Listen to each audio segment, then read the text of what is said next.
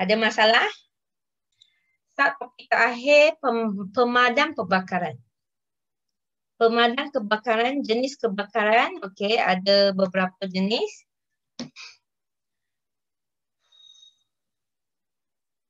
Kalau kelas A, pepejal, B, cecair, C, gas, D, logam reaktif, E, ataupun elektrik, pemanasan elektrik, F atau K, minyak masak. Okay. Jadi kalau kelas A, pepejal, yang mudah terbakar seperti kayu, kain, kertas, fabrik, getah, sampah sarat dan bahan mudah terbakar. Okay. Kalau B, cecair yang mudah terbakar seperti alkohol, petrol, kerosin. Okay, ini kena tahu Kelas C, yang cikgu highlight tu kena tahu. Kelas C, gas yang mudah terbakar seperti gas asli, gas metana, gas butana. Okey, kalau kelas D, logam reaktif seperti kalium, magnesium. Kalau E, elektrik, pemanasan elektrik dalam alat elektrik yang rosak atau sewaktu litar pintas. Okay. Kalau F, minyak masak tak tepu, lemak di dapur dan minyak komersial.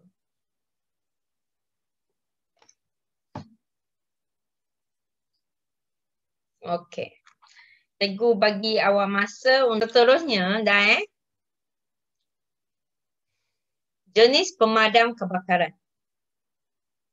Okey, pembakaran memerlukan bahan api. Ini dah belajar masa awak tingkatan 3 ataupun 2 masa tu haba. Haba tingkatan 1 Okey. Jadi ini awak sepatutnya dah tahu dia perlukan bahan api, oksigen dengan haba. Barulah dia terbakar. Okey, mesti ada oksigen, haba dengan bahan api. Elok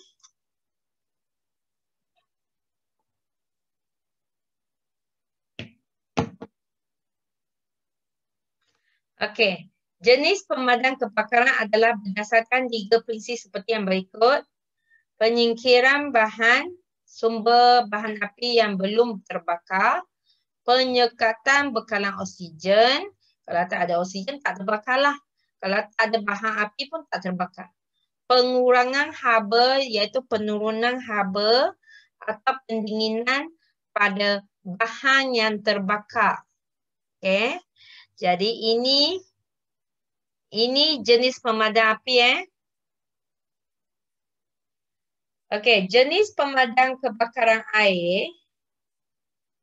Kenapa dia gunakan air? Menyekat oksigen dan kurangkan haba.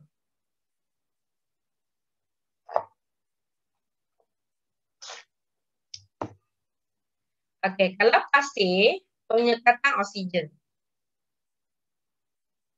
Selimut kebakaran, menyekat oksigen.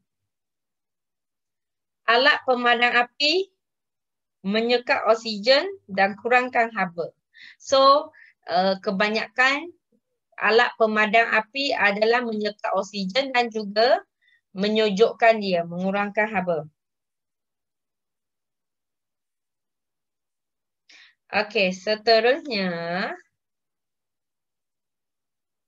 pemadam kebakaran seperti selimut kebakaran ataupun selimut kalis api, fire blanket, dapat memadam kebakaran kecil atau sederhana dengan membalut mangsa kebakaran.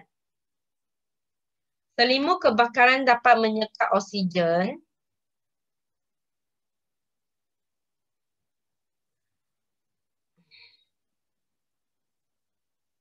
Kenapa guna selimut kebakaran? Sebab dia menyekat oksigen. Tak ada oksigen, tak terbakar. Okay. So, itu fire blanket. Okey, dah highlight? Kaedah penggunaan bahan kebakaran, pemadam kebakaran Alat pemadam api yang digunakan adalah bergantung kepada kelas bagi jenis kebakaran. Kebakaran yang berpunca daripada bahan api atau punca yang berbeza memerlukan jenis pemadam yang berbeza. Okay, highlight. Pemadam api, tak payah highlight lah. Highlight karbon dioksida, highlight buih, highlight bahan kimia lembap, highlight air, highlight serbuk kering. Ada 5 jenis awak belajar dalam silibus sains ni.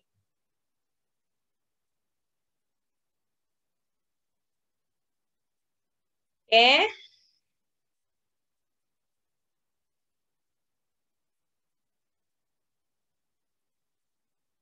Okay, 5 jenis ni apa fungsinya di sini? Okay, kalau you tengok ni, okay.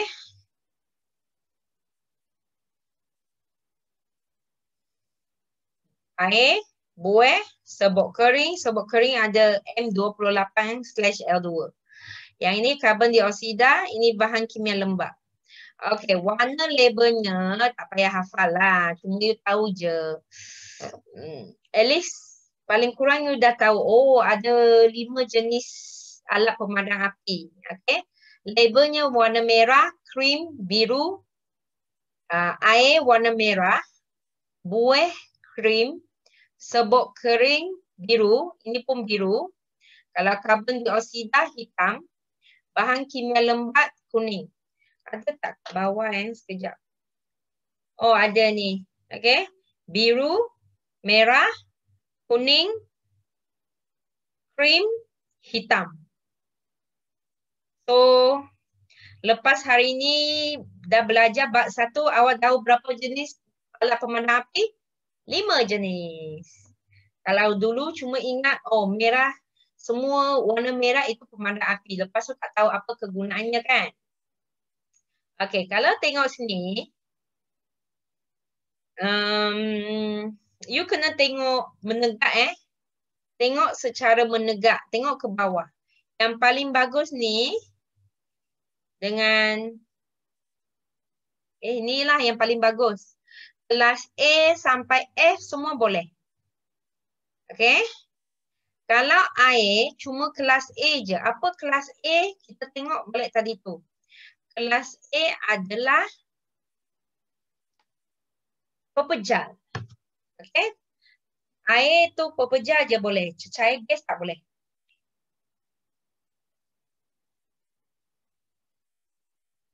Kalau buih, boleh kelas A dengan B, iaitu pepejal dengan cecair. Kalau karbon dioksida, cecair boleh, gas boleh, dengan apa bahan minyak masak dengan elektrik boleh. D tu apa? Kalau tak ingat, tengok balik. D ialah logam reaktif. Okay, logam reaktif.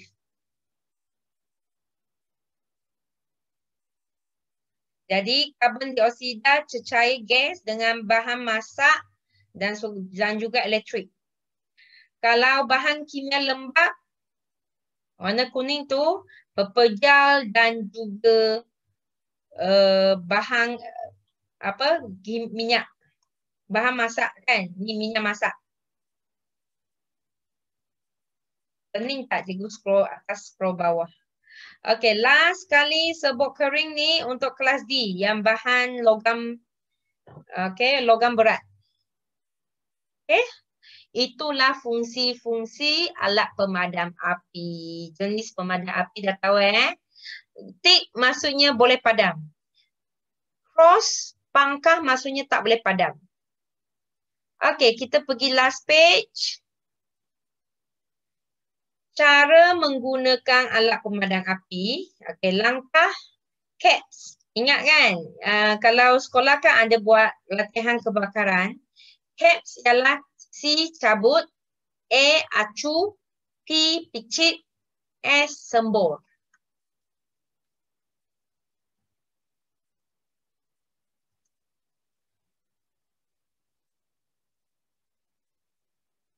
Semasa menggunakan alat pemadam api adalah seperti berikut. Cabut, acu, acukan menghala ke sumber api.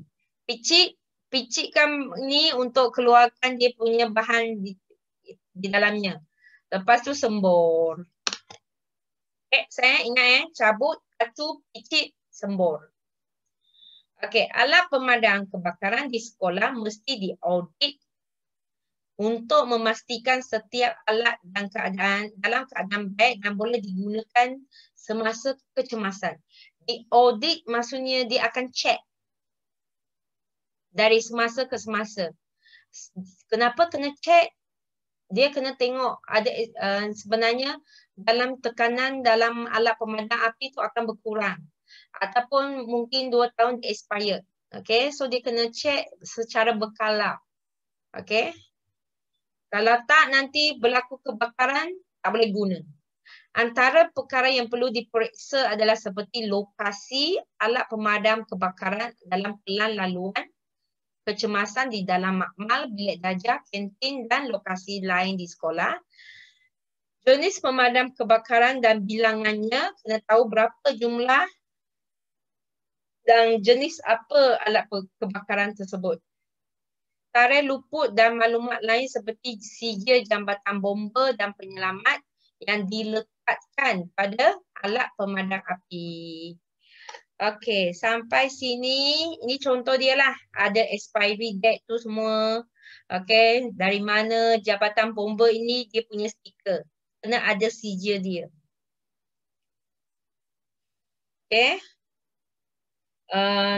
Last sekali, alat pemadam api bahan kimia lembat sesuai digunakan di dapur apabila berlaku kebakaran, melibatkan minyak masak dan sebagainya, sebab bahan kimia lembat membentuk satu lapisan di atas bahan api yang terbakar untuk menyekat bekalan oksigen dan menyejukkan bahan api tersebut bagi mengelakkan nyalaan semula api.